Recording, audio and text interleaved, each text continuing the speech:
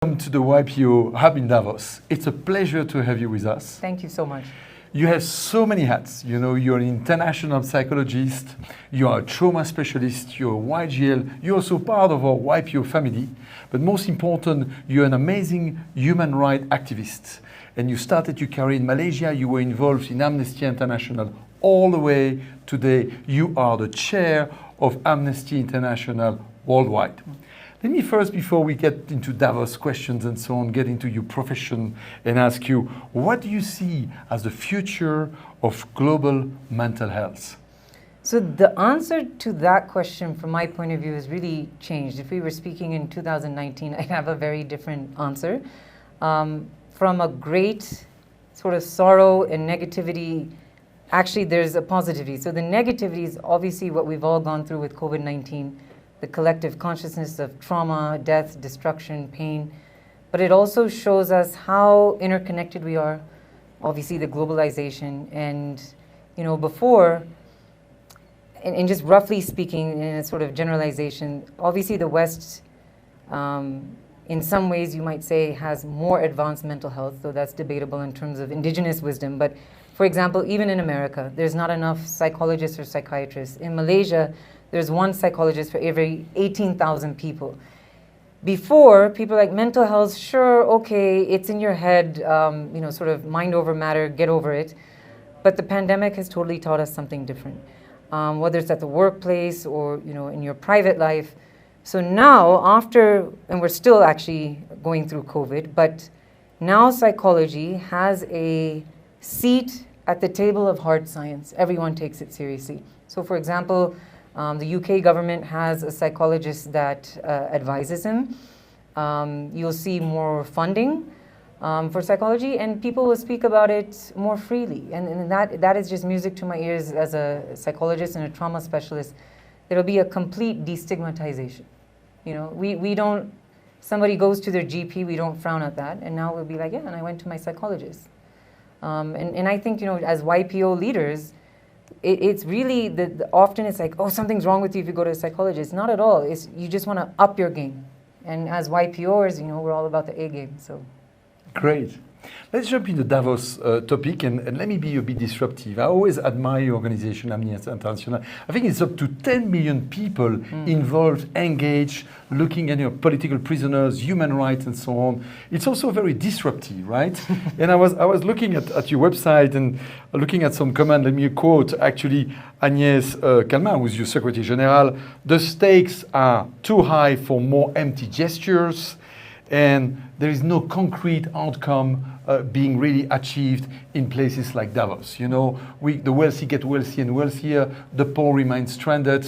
We're talking big stakes, but at the end of the day, nothing's happening. What's your feeling? Do you think we are starting to understand? Are we looking? What's your feeling as you've been here for 2 days?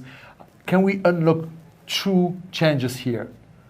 okay, so the short answer is, of course you can, right? I mean, this is, in a way, a global think tank. Again, the collective consciousness and intelligence and willpower is sort of these three pillars of power, money, and influence, right? That so far has made the world roll.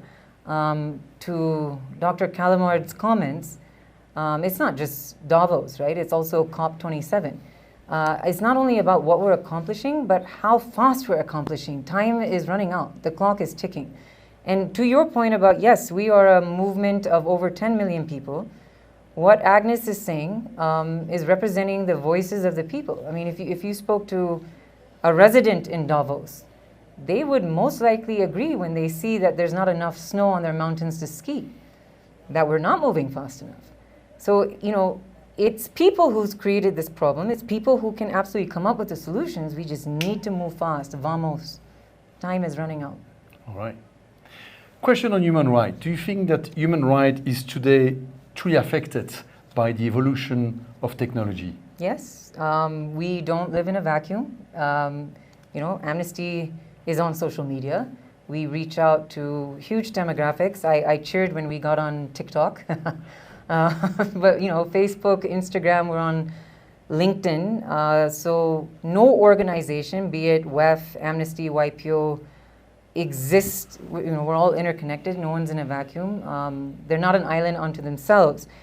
From an amnesty perspective or a human rights perspective, we can't design technology and then go, okay, but what are the problems after the fact? You have to design human rights safeguards at the first iteration. And now with Web3, metaverse, DAO, blockchain, crypto, all these exciting possibilities, we need to have more than sort of AI experts and software engineers at this table from the beginning. In fact, with WEF, as a psychologist in American Psychological Association, we're talking about how to put safeguards, safety rails with the metaverse. Web 3.0 enables us to do things right that we didn't do the first time. So just a quick example, at one point, AI, artificial intelligence, was helping people on Instagram on how to die by suicide. So we need to really, really use design thinking and how you do that. And that's a positive, when we're at a place like Davos, because it's multidisciplinary. So for me, I'm attending so many sessions that actually have nothing to do with human rights because multidisciplinary. How do economists think? How does an environmentalist think? And then together, we can come up with solutions, but Agnes's point is fast, because let's be honest, some leaders are just very good at talking the talk, they don't walk it. That comes to my final questions. Leaving Davos on Saturday as an active member in YGL, if there's that one thing that you could see a true change walking out of Davos Dorp, what is the main strategic issue that should be solved? And if you had to choose one? Oh, it's very simple. Climate is an umbrella for everything. We're talking about mental health, but why would that matter when we can't actually survive as a species? What mental health, right? Climate is most important. When we look at what's happening with farmers and their droughts that are killing their cattle, for example, they didn't cause the climate crisis. We saw what COVID-19 did. It crippled across systems, the economy, governments, healthcare. And the climate crisis can do that. So my whole point in being here is to further mental health and climate on the agenda and be speaking about it everywhere. So thank you for that opportunity here today. Thank you for being with us. My Anju, it was great to have you in the YPO Davos Hub.